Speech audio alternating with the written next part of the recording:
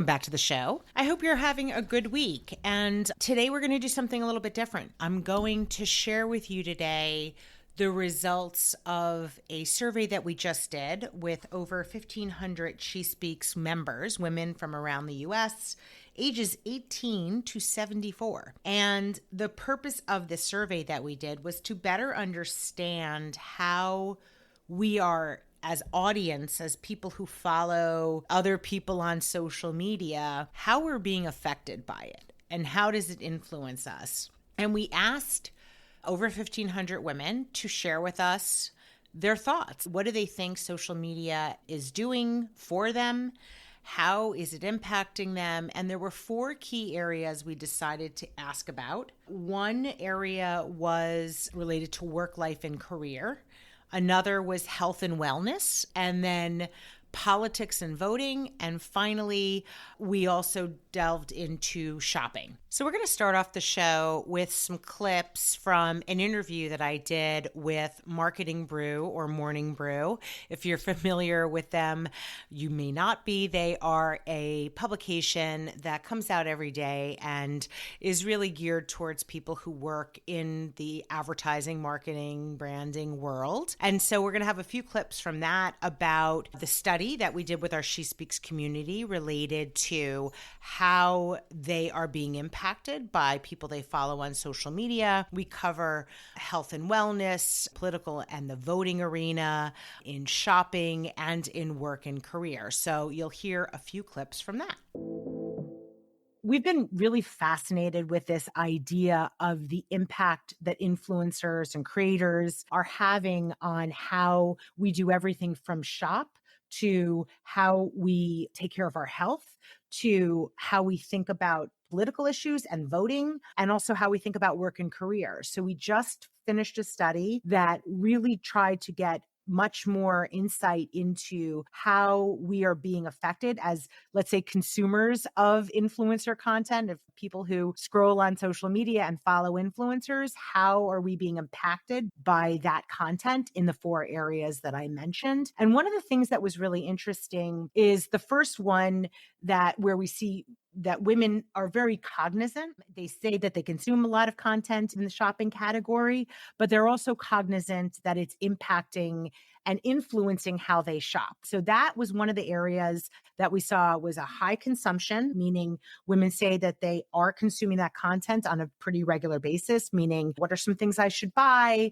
Maybe following a creator who has a fashion sense and looking for things to buy from that. Or I'm a new mom and I'm looking at following a creator who talks about great products for my kids. So that area, we saw that over half of women say they consume that content at least once per week, and that also they recognize that they are being impacted. It's impacting their purchase. There we saw that at least 50% of women said that they have purchased based on seeing content from someone that they follow on social.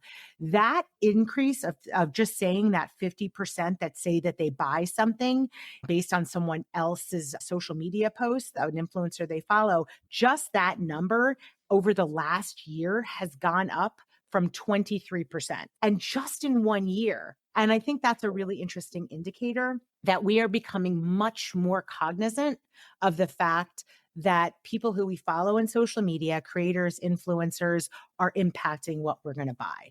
So shopping was one category that we saw women consume content a lot and that they purchased based on seeing it. Another area that popped was the area of health and wellness. And this one kind of surprised me a little bit, but health and wellness, here women were talking about not just what workout should I do from a wellness standpoint or yoga, but really things like what supplements should I take? What type of doctor should I go to for issues that I might be having that other women are talking about as well? So it really is not just the idea that women are looking to influencers or content creators to give them thoughts on a workout routine, but also actually on things that they should be doing from a health perspective. And that area we saw, again, over 50% of women say that they consume that content on a regular basis. And over 50% of women said that they have bought products or services based on influencers that they follow. I think we had some really interesting points that we discussed during the Marketing Brew conversation as it relates to how people who we follow in social media are impacting everything from how we work and career to how we shop and buy things, and even health and wellness. Another area that we are seeing an impact is going to be very important because we have an election coming up for 2024. And we also asked women to talk to us about how they were impacted by people who they follow in social media as it relates to maybe how it's swaying their opinions in voting and politics. And it sounds like women are not as likely to consume this kind of content. We had just under a third, so 32%, 1 in 3 women who say that they consume or look at this content from an influencer, from somebody on social media related to politics and voting, but just 15% say that they rely on it in terms of making a decision about who to vote for. So I think that's really interesting that a very small percentage say that they actually rely on it in terms of their perspective for who to vote for. I think this will be a very interesting thing for us to see as we move forward. I do want to mention that in the area of politics and voting, we had done a lot of research after the overturn of Roe versus Wade. When the Supreme Court overturned Roe v. Wade, we had done a lot of research to understand how women were feeling about that. And we had a very high percentage of women. I think we may have even covered this on a prior podcast episode. We had a lot of women who said that they did not agree with the overturn. But what's interesting is we had about 70 or so percent of women who said they did not believe with the overturn of Roe v. Wade. There was, I think, about 10% who said that they agreed with the overturn of Roe v. Wade, and the rest just weren't sure. They didn't know. But we asked women also to talk to us about whether they felt like their voices were considered more or less than men's voices when it comes to government and politics. And 68% of women said that they felt like women's voices were considered less than male voices. And that might also explain why 35% say that they're more likely to vote for a woman than they might have been 5 years ago, while only 3% said that they were less likely to do that. So you have more than 1 out of 3 women says they're more likely to vote for a woman than they would have 5 years ago, and just 3% who said that they're less likely to do so. And 52% believe that having women in government definitely helps traditional women's causes. That is down, actually, from 66% in 2015. So we asked a very similar question in 2015. This was on the lead up to the 2016 elections. As you will remember, Hillary Clinton was running. So we wanted to understand whether women felt back then that having women in government would help women's causes. And back then, 66% of women who we surveyed said, yes, I do think that having women in government would help move forward women's causes. And when we asked that same question earlier this year, we found that 52%, a 17-point drop from 2015, felt that having women in government actually helped women's causes. And I do think that there is a connection between the overturn of Roe v. Wade, which is a big issue, and we did see that come up significantly. The abortion rights issues came up significantly in the elections that we just had on November 7th. There's been a lot of discussion about how candidates really campaigned on the idea that they were pro-choice. They were going to push that forward. And a lot of those candidates were successful in winning the elections that they were running in. I do think all of this is connected. It's one of the things I love about having this amazing community that we have, the SheSpeaks community, where we can ask them these questions. So I do want to make that point. As I said, I wanted to make that point about politics and voting.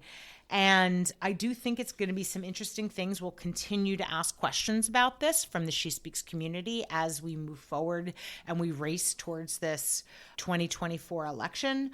But I do think there are some things that are going to come into play here that are specific to women, given what we saw with the overturn of Roe v. Wade.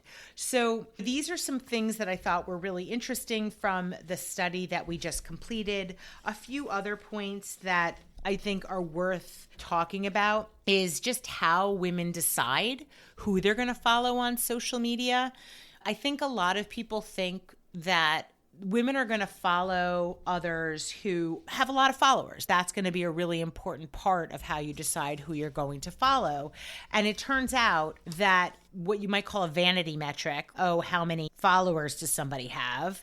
That is actually the least important thing. The most important thing that women look at when they're deciding whether or not to follow someone, a social media influencer or creator on social media, is whether the influencer's prior posts. So 77% say that is what they really rely most on, and then followed by their own perceptions of that influencer being objective, that their perception of an influencer's objectivity was the reason that they would make a decision to follow someone. And as I said, the size of the influencer's following was less than that. Just half of women said that that's how they would consider who they should follow. So I did think that was also worth mentioning, because I do think it's contrary to perception that we follow the people who we just think, they have a ton of followers, so I'll follow them. They must know what they're talking about. There's more that goes into that, and it's us making our own determination based on looking at the person's posts and our decision about whether that person is an objective person. And then finally, the other area that we thought was really interesting and wanted to dive into a little bit more is the fact that in terms of how women find a social media influencer to follow, that typically comes from a wide variety of sources. Women really rely most heavily on their own searching. About 80% of women say that they use search of their own to find influencers or people in social media to follow. And 44% say that they use search often or typically. So women are really looking for people to follow, but they're doing their research. And that I thought was definitely something heartening for us to recognize and important for us to recognize. Finally, in terms of going with their gut, the women told us that they trust the people they know in terms of who they're going to follow, and they trust people they know more so than a social media influencer, and that includes their friends and family. They trust those people more, which makes an enormous amount of sense, and thank goodness. We hope that people are more trustworthy of their friends and family. But what's interesting is that is in every category except for one. And you might actually know what that category is when I say it. But the one area where women trust the opinions and recommendations of social media influencers more than they trust their family and friends is on things to buy in the shopping arena. So I thought that was really interesting. It also is consistent with what we said earlier, that shopping is the category that women feel the most open to saying that they're being swayed to buy products based on what they're seeing a social media influencer post. So there's some really interesting findings. We're going to have a link in the show notes so that you can find more of the results. You can look at more of the results from this survey. As I said, we will be doing more of these surveys as it relates to the lead up of the 2024 election. So we'll be doing more in the category of voting. But I hope that this is interesting information to you. It's certainly something that we spend a lot of time thinking about. What is the impact that influencers, social media personalities, people who we follow on social media, what kind of impact are they having on us? And so we'll be reporting back more about this as we go. If there's an area that you are interested in hearing more about and want to understand better, that we can ask in a question on one of our upcoming surveys, please feel free to email us. And you can email us at info@SheSpeaks.com and just let us know, hey, I was listening to the podcast and I had an idea for something I think we should be asking or you should be asking in an upcoming survey. We love getting your thoughts and opinions. So please feel free to reach out to us. With that, I am going to make sure that we have information in the show notes so you can see the survey results, and we'll look forward to talking with you again next week. Thanks for listening. Thank you for listening. If you're an influencer or a brand that wants to work with us, please feel free to email us at info@SheSpeaks.com. Until next time.